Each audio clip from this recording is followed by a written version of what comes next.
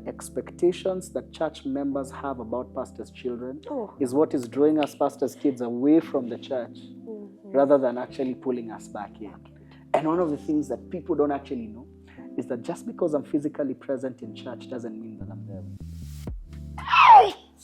One of the things that should be noted is that business kind of like started to come back again.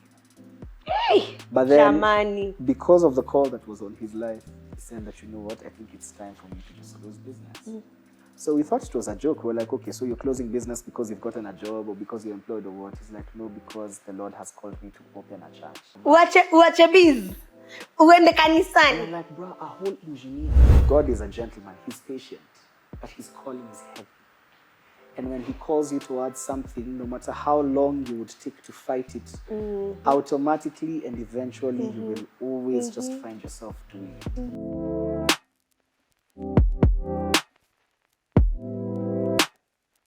Hello. Welcome to Through the Ashes. Karibuni sana. How are you? How's your family? How are your people? How's your business doing? How's your job doing? How's maisha pelekaing you? I know we are in the pilka za maisha, and before I tell you or give you amazing stories here on this set, I need to know uko aje, uko fiti, and that's the way to go. Karibu sana to Through the Ashes. This is where we give you stories, unfiltered stories of PKs, who they are behind the pulpit, because we agreed from day one that behind the pulpit lies real people with real struggles and real stories. We are telling you the raw, unfiltered truth. All right? My name is Grasher. Please like, subscribe. Watch tu peke yake. Subscribe, like, comment, and then we will be appreciative. Today, I don't know how to introduce this one. I sit down with a PK whose calling took a different route. Not the pulpit, but the platforms. He is a media personality, a youth leader, and founder of his media group. I don't want to name it because it bears his name, his media group. He did a double major in campus. Yes, I went to campus with him. He did electronic media and psychology. So he's not just a PK. He's also an active, respectable member of the society. He's a renowned MC who's hosted events for organizations like United Nations, MasterCard, name it. Wokitaka plug, this is the person. And he has interviewed Kenya's most influential figures and shaped conversation that stretch far beyond the church walls. So behind the mic, before the spotlight, was a boy raised in ministry, wrestling with expectations, trying to honor a legacy without losing himself in it. Today we talk about calling without a collar, faith that thrives outside the sanctuary, and the pressure of being set apart in a world that doesn't understand the cost. Ladies and gentlemen, this is Israel Lugadiru. His truth, the raw, real, and rooted in grace. Karibu sana. Sijapewa introduction kama hiyo. Oh my life. Oh my well done. My introduction. Please, nilikuwa najiambia I need to give you an introduction. That was an introduction and a half. We're adding a blush. Nishaanza ku blush and we haven't even started. It feels weird being on this side of the interview. I'm usually the one. You are introducing people. Uko unafanya kusema share your bio with me. Yeah, run your bio with me. And then now I'm here. Now I'm here today being the one who's, introduced. Well, it feels, thank you for this opportunity, lovely ladies and gentlemen. But yeah, it feels, I don't even know how it feels. One of the things that I've actually come to realize is I get rarely interviewed, especially on topics to do with my personal life. So you actually are the first person who I have graciously accepted to come on your show. Ulikuwa umenikataa. Nilikuwa nimekataa, nilikuwa nakaa hivi nafikiria mazee sasa hizi ni story gani. But anyway, ladies and gentlemen, here we are. Thank you so much for having me. This set looks amazing. You're doing an amazing job. Yeah, thank you for having me. You're welcome. You're welcome. Thank you. Where do we start? Israel. I'm telling you. Lugadiru. So much to talk about. I know, right? Na feel nika London ile kwenye our producer and director will be forcing us to cut. Juu stories zitakuwa zimejaa. Stories zitakuwa zimejaa, zitakuwa zikiendelea. But either way, I'm ready for it. Let's start from who's Israel. I know I've given a brief intro of Israel, but now from your POV, who's Israel? Yeah. Well, apart now from the very professional bio that you have perfectly executed in your delivery, like 110%, I'd give you that for sure. Please, unite nikuwe na kuintroduce kwa harusi yako. Unajua kuna mimi nilisema, there are people I will never allow apewe mic kwa harusi yangu. Waleza fanya niachwe the following day. Wewe harusi yako nipewe mic after mshasema I do. Wewe after I do. Wewe sikutaki kwa harusi yangu. Sikutaki kwa harusi yangu. Unaweza harusi yako nishaji invite hata before it happened. Harusi yako me in fact ni invite number 1. I don't want. Alafu ndo tunaenda kwako na group. Yes, na your parents. I can't tell us who Israel is. Anyway, Israel Lugadiru is just a young man who is after impact, positive impact. And as long as the thing that I have done is impactful and is excellent, I think that just gives me the satisfaction that that I think nothing else in this world would give me. So yeah, Israel Lugadiru is just a man who is after impact, just basic impact in my community, in my society, basically in anything that I put my hands into, and not just any kind of impact, but positive impact. So that's who Israel Lugadiru is, like very short, brief, but also very profound if you dig deep and if you really... Hey, you're profound, tunataka jamani. That Holy Spirit, help us get the profound. Holy Spirit, help us get the profound. We cannot leave this room without being told the profound. Yes. But tell me, how was life growing up? Life growing up was really good. What can I say? I think for me, I grew up in like the golden age of my parents. Why I'm gonna say that is because like I didn't experience them working professionally. So like the rest of my brothers, by the way, I am a last born in a family of 6. So it can tell you that the difference, the age gap. You should tell us the age gap between Richie and you. Between Richie, I don't even know. I think it's like 20 years or something. Yeah, that's like between our firstborn and Richie myself. is like your parent. So Richie is, in fact, my sister, my elder sister Jem. I've saved her on my phone as Jem deputy parent. Yeah, because like she's just like a parent on a serious. You know, today I realized niko na namba ya Richie. Really? So ile siku yenye unasumbua watu wow. Call Richie. Wow. Richie is my elder brother, guys. My eldest brother, actually. So yeah, so I grew up in an age whereby my parents were almost retiring, so I never got to experience them working professionally compared to the rest of my siblings. So when my parents retired, it was a really weird time because I was very young by then. So they ran a company called B Microsystems. My dad is a mechanical engineer, but now he's a pastor, of course. That's why I'm on this show. So my dad was really doing well in business together with my mom. They had started this very huge company that was getting contracts left, right, and center. So then all of a sudden, my dad received a call to ministry. What? Which was, I think, a very, very, very weird call. Because if you look at my dad and my mom's story, you'd find that my mom is actually the one mwenye aliokoka mbele ya baba yangu. So my mom prayed my father into salvation. Interesting. Yeah. I didn't know that fact. Yes. So my mom actually prayed my dad into salvation, which I think is a really beautiful story. So my dad now got into salvation. Of course, he was raised by my grandmother, who was a really strong Quaker. Unajua Hallelujah Friends Church. Inakuanga imeshika. Oh yeah. So my grandmother was a very, very strong woman who raised, I don't even know how many children, but she raised a lot of children through a lot of difficulty because they were raised in a family that was like a, it was a, what do we call multiple spouse homes? What do you call it? Polygamy. Polygamy, yeah, polygamous family. So my grandmother really went and labored and worked really hard to raise boys. And raising boys during those days was really hard. And so she struggled. Of course, my grandfather was in and out at some point, but later he came back in their lives.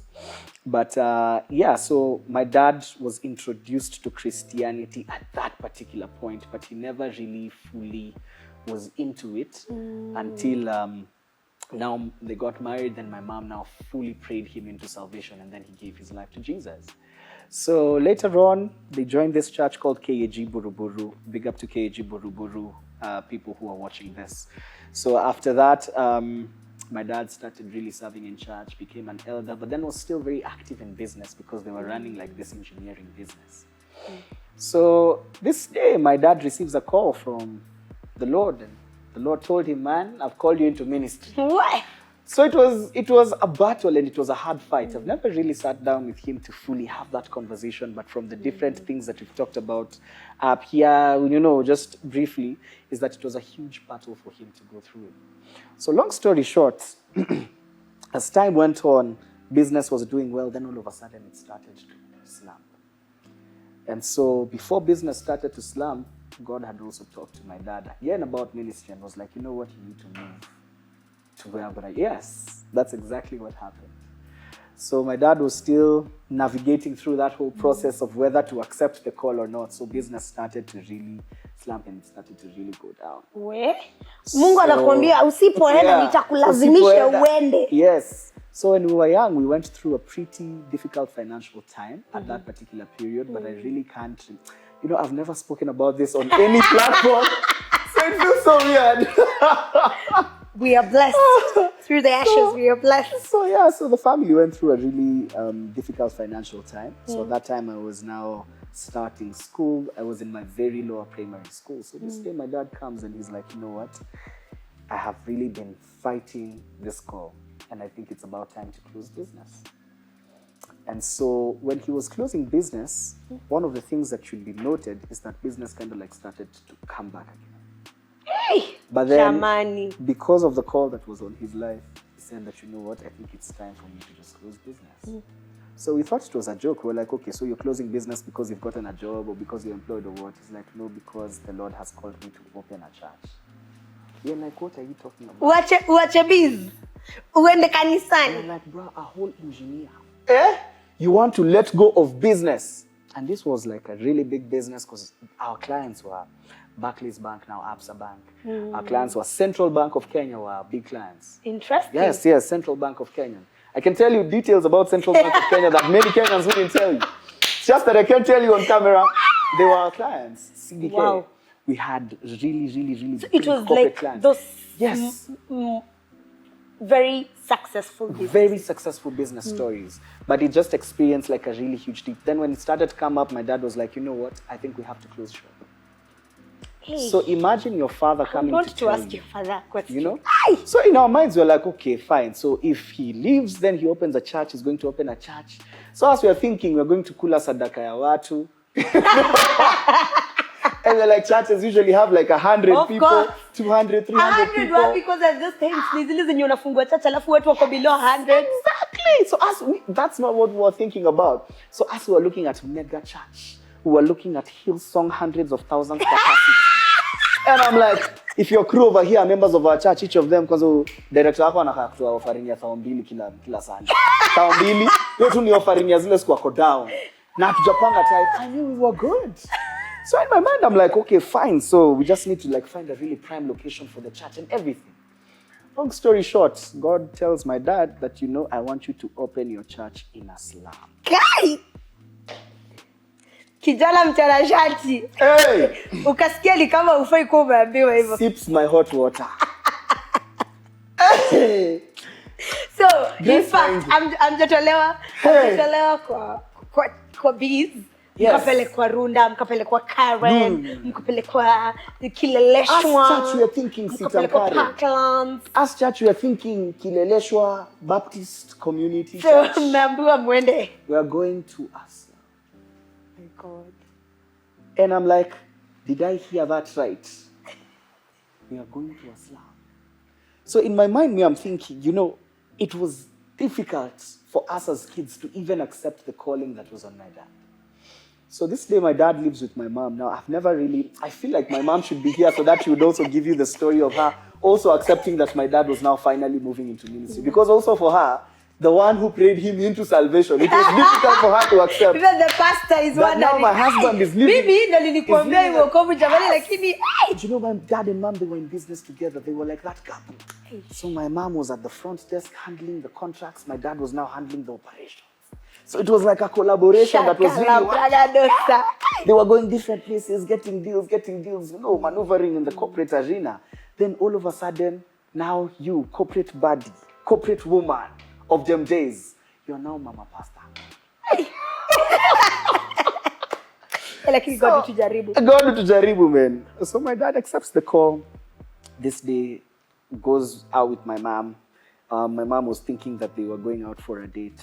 Kumbe, the date was to go to the slum to look for a place to start the church. Oh my God. It was extremely difficult. So anyway, so they go there, then they find like a place, then they come back home. So they gather us as kids and they tell us, hey, by the way, we actually found like a place to start the church. We're like, okay, so how does the place look? So those days, like, digital cameras weren't really a thing. So we said, you know what? So my elder brother said that we are actually going to come and visit. So at that time, I was pretty young. I was still going to KG Buruburu in the Bible study, Sunday schools and everything. So long story short, my brothers went there. They looked at the place. They came back home with a report we did not want to hear. The Caleb report. Joshua report. It was a painful report. They came in, they Bougie told kid. us that the church is in a Mabati place. We're like, Mabati, for the people who are listening, Mabati is iron sheets. So literally, this is ghetto. Oh my God. Never in my entire life. Me, I'm being told you're going to a church in a Mabati. Kumbe ulikuanga bougie kid kutoka kitambo. Si tu deo peke.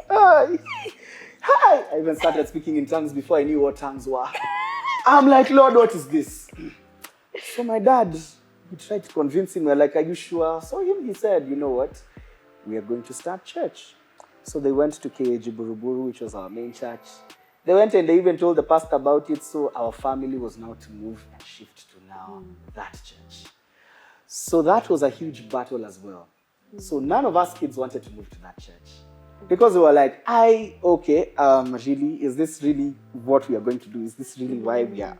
None of us wanted to move to that church. Like, imagine coming from a whole mega church at the time, then you're going to a Mabati church to start over, like from scratch. Oh, yeah.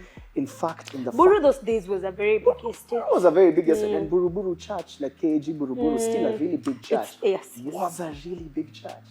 So imagine coming from that kind of system, with those kinds of people, with that kind of setup, going to... Felt like a demotion. Hey! It felt promotion to down here.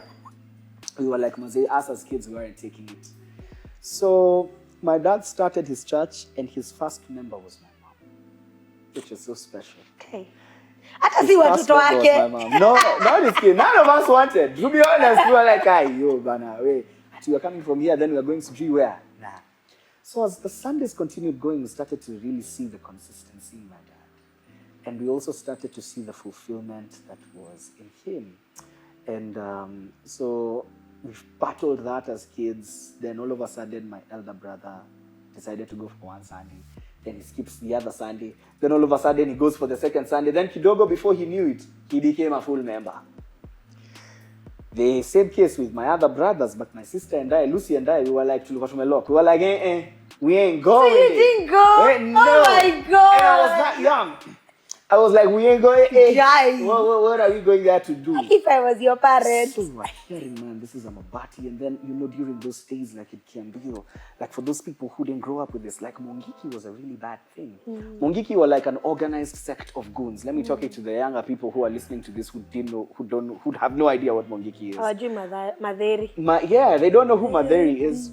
So Mongiki was like an organized sect of goons, and so Mongiki was really invested in that place. Actually, Mongiki is the now goons. It's the goons. Actually, yeah. But Mongiki is organized. Yeah. So part of the calling that my dad had was to minister to Mongikis.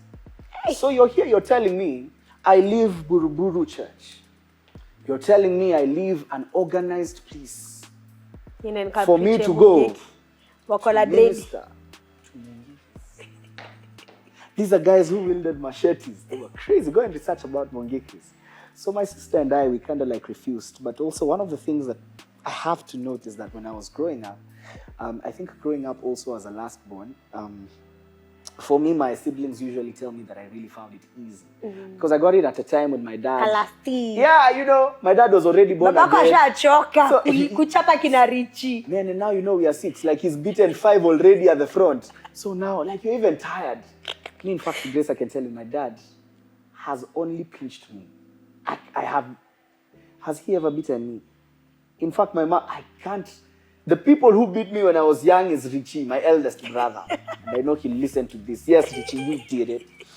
But imagine, my parents never laid their fingers on me. So I grew up as a very liberal child, as a free spirit. So I had the ability and the freedom to make my own choice. And I think also that has really contributed in probably my own personality growing up. Because I grew up as a very bold child, like I was those ones who was allowed to speak his mind when I was young. So I had the opportunity to choose what exactly I wanted. So even me saying no to them, they were like, okay, fine, you'll just come back. Baba, it's okay. Baba, I know, right? Ka easy, ka Israel. Easy, Baba. Easy, Baki, and Nani. Oh, I know she'll watch this as well. So yeah, we were really fighting it as we were growing up. But then all of a sudden, I think one of the things that I've come to really realize about God is that God is a gentleman. He's patient, but his calling is heavy. And when he calls you towards something, no matter how long you would take to fight it, automatically and eventually you will always just find yourself doing it. So we also knew that in our hearts we're probably called to that particular place. It's called Kiambu. And so slowly by slowly we started to get accustomed to that environment. And years later, I still serve in my dad's church. Let me ask you, at what point did you say, yes, Lord, to Taeda to church? Yes. At what point? Was there like one particular moment you said, okay, sawa, fine, let's go? Or you ulijipata tu? Yeah. Well, for me, nilijipata too, but I think the point, what I would say is the point at which now I agreed to serve in his church fully now as a conscious adult. I think it happened in high school. And it happened in high school when, okay, me, I've given my life to Jesus so many times. I was coming there. Were you born again? Wewe ni wale uliombewa wokovu nyumbani ama wewe ni wale wenye uliombewa mara kama 50? Mimi nimeokoka. I can't tell you the day I ever got born again. I cannot tell you. I think it was that moment with Bishop Isaiah. Yes. But other than that, I cannot pinpoint you because I know the first time my mom is the one who aliniomba wokovu was 2010. 2010. But now I cannot tell you in between 2010 and 2018. And 2018. Where I was meeting Bishop Isaiah if I was born again. Nilikuwa naokoka. Juu niko home. Nimeokoka. Nimeokoka. Ulikuwa unaokoka kila Sunday. I know. So I was also one of those ones. But I remember the first time I got born again. Even me, I don't remember the year or the date and the time that I got born again. You know, I listen to people, oh, I'm celebrating 4 years in salvation. In salvation, 40 years in the Lord. To do it as we are just in salvation. We don't care when. Especially if you're a pastor's kid. I know. You are always getting born again every Sunday. So, yeah, you have to... Hautakua likisema unaendelea. Hautakua likisema unashikilia ndo usupport wengine wenye wanakuja wenye hawajaokoka. Naone at least kuna confidence. So what happened here? So the first day, actually the first time, taking it back to when I got born again, was after, you know this play called Heaven's Gate and Hell's Flames? Nope. Yeah, there's this play that's very famous, Heaven's Gate and Hell's Flames. So it's about people going to hell if you don't accept Jesus. So it's a really nice play, has ministered to thousands and thousands of people, countrywide, worldwide. But then me, I saw that, I was scared of going to hell. So the pastor said, if you don't want to go to hell, it was in a crusade. If you don't want to go to hell, lift up your hand. I was like, me, I don't want to go to hell. So he just like said the sinner's prayer, but I really never fully understood salvation. But then when I was in high school, I think I was in Form 2, I was very... I was Form 3. Was it? I think either Form 3. Because it wasn't Form 4. Because Form 4, I didn't think it would be sincere. Form 4, ulikuwa unataka kupass. Form 4, I just wanted to pass. Form 4, in fact, I didn't even go for many activities and events. I just wanted to pass my KCSE. But Form 2, hey, I enjoyed high school. I enjoyed it 100%. Form 2.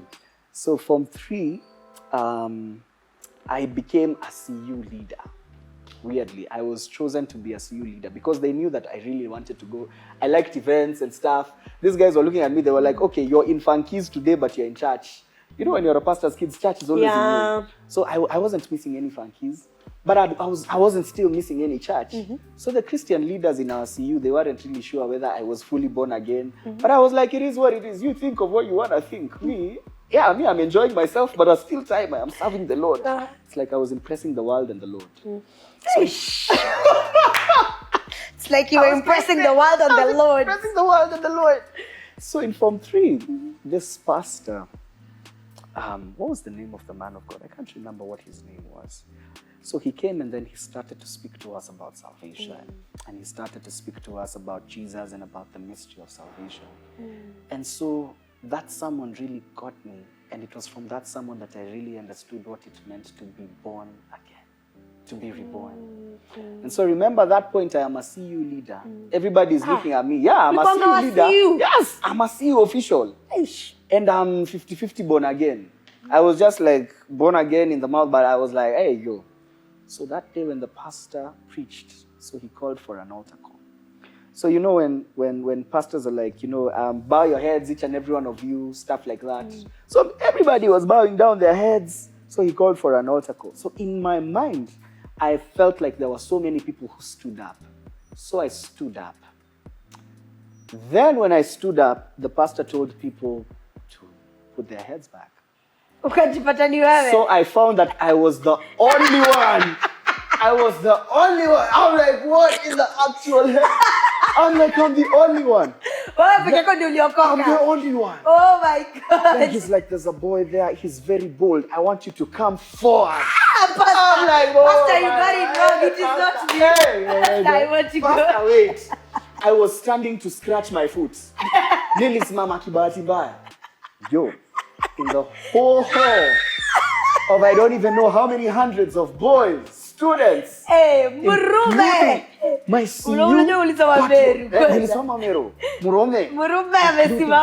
my CU patron, who was there knowing that his officials are fully born again.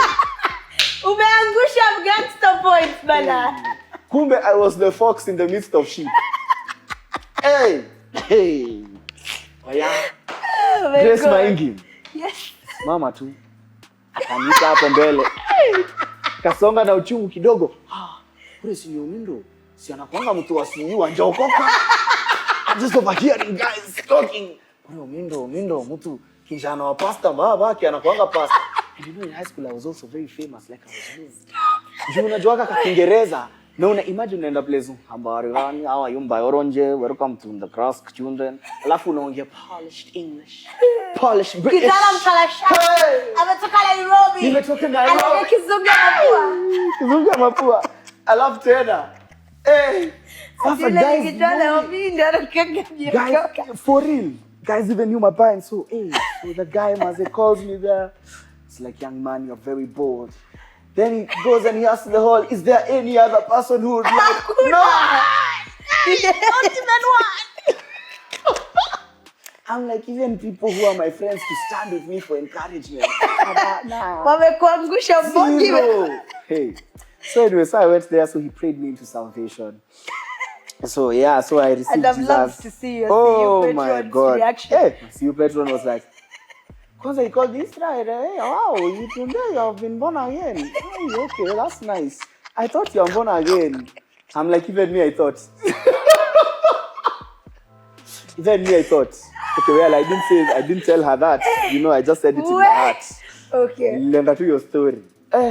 So yeah, so anyway, so I was prayed consciously into salvation at that time. And that now kickstarted my journey into really loving and understanding the deep things of God now consciously. Because I always experienced the power of God when I was young. But I think there's that conscious point that you get to your life where you now fully have an understanding as to what you're doing. And now the revelation fully dawns on you. Of course, God can allow you to have certain experiences. But I feel like there's a point in everybody's life when now fully the knowledge and the understanding of it rests. So from there, I feel like I'm talking so much. It's okay, it's fine. Yeah. It's your story. It's my story. Yeah. Yeah, so from there, I started to do more Bible study. I started to lead Bible studies in my class. So that kind of like gave me an opportunity to really read scriptures for myself. Now remember, I've come from a household where every night we used to do Bible study, but hata zile vitu tu nilikuwa nashika tu ni za kupass CRE. You know? In fact, I mean, nilichikonga CRE tu ndo ni pass. Like, I didn't take CRE because of anything that was that well. I was like, this is a booster subject. I've been doing this, you know, every day at home, Bible studies and stuff like that.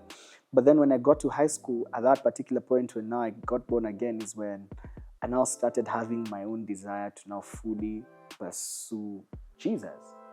So I began reading the Bible. I began now reading the Word. Now it was at that particular point when, even when I used to come back home, I started to feel like, you know what, now I feel like my service in church needs to be intentional.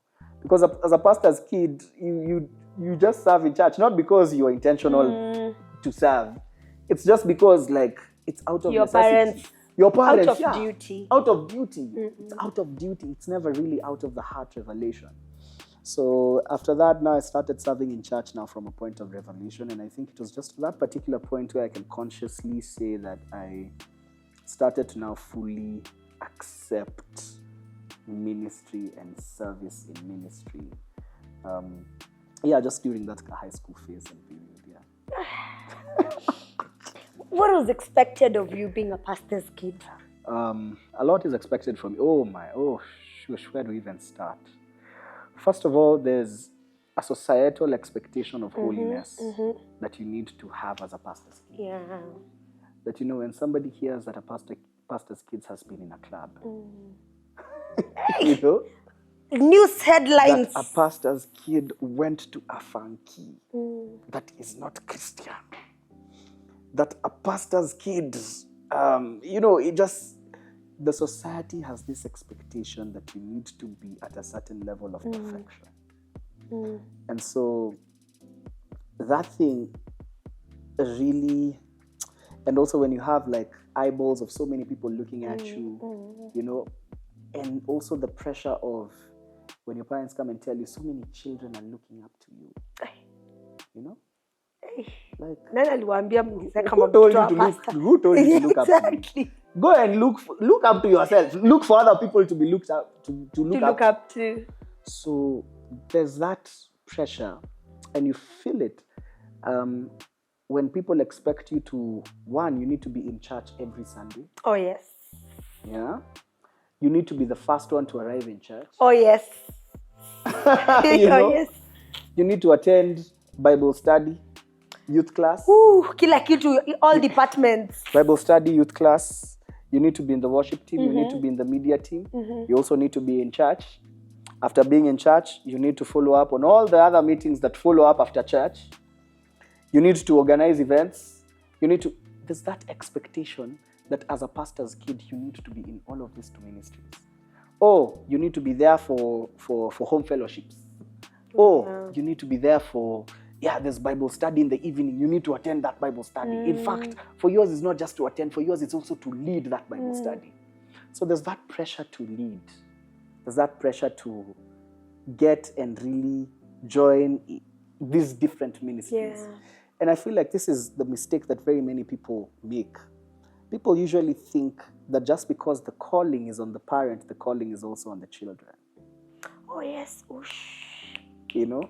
One of the things that people need to understand is that the calling is on the parent, not the children. Ebu, shout. The calling is on the parent and not the children. Yeah. You get? So, this is something that church members need to be intentionally also taught. I don't understand how they are going to be taught, but they need to drop this expectation of perfection that they have on pastors' children. Because I can tell you for sure is that the expectations that church members have about pastors' children is what is drawing us pastors' kids away from the church rather than actually pulling us back in. And one of the things that people don't actually know is that just because I'm physically present in church doesn't mean that I'm there with you. Yes, sir. Just because I'm there physically with you doesn't mean that I'm there with you.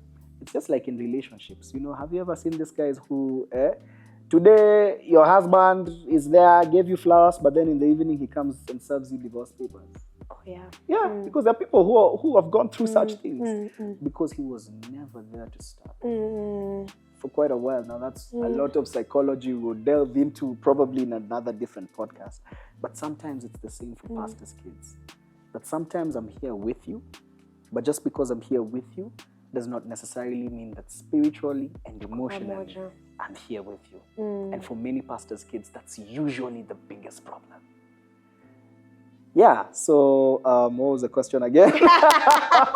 You answered. You already answered. Yeah. But were there moments you started questioning faith, rules, identity, Christ, salvation?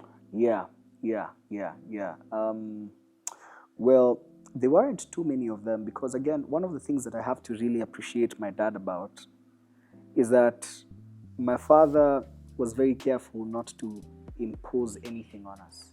In fact, even when it came to church attendance, in fact, for like we all started going to his church at some point, but my other brother now is serving in a different church.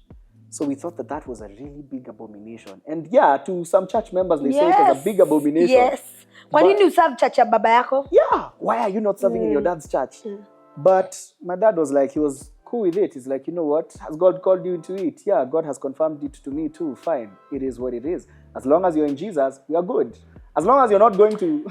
You've raised a very interesting point. Yeah. Where, as pastors' kids, yes, we feel obligated to always stay in our parents' church. To stay in our parents, yes. And when we don't, it's a sin. It's a sin, yes. Na si ati nimepotea, na si ati siyuko kwa salvation. Exactly. But siko kwa hii church. God has probably called me to a different church.